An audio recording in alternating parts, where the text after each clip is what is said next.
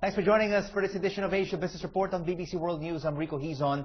The Asia Pacific has outperformed the rest of the world when it comes to wage growth.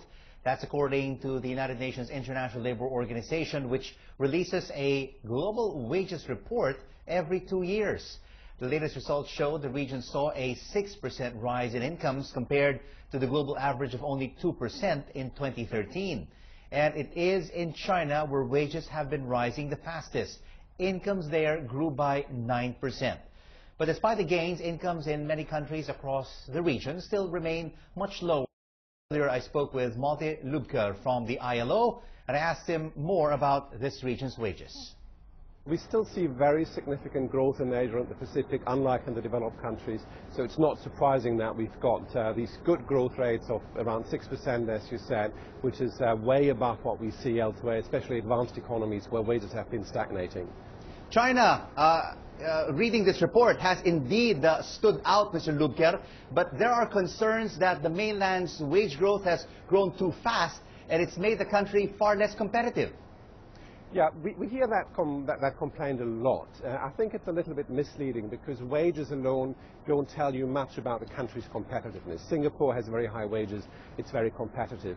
What matters is wages relative to productivity, and by that measure, unit labor cost, China is actually more competitive than it ever used to be.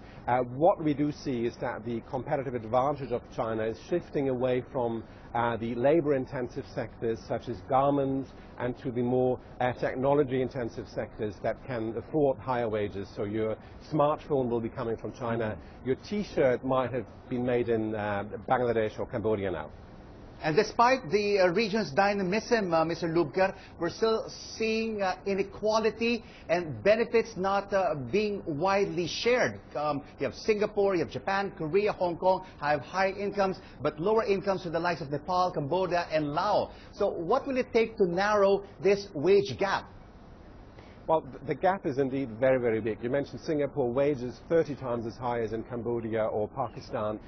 To narrow the gap between the least developed countries in Asia and the richer countries, the advanced countries, I think they need to do two things. One is to continue the impressive growth performance, investing in skills, increasing labor productivity. And the second thing is that they need to translate gains for workers into higher wages, to spread those evenly and to give workers money in their pocket. Malte Luebker from the International Labour Organization, and more job-related developments later today. Monthly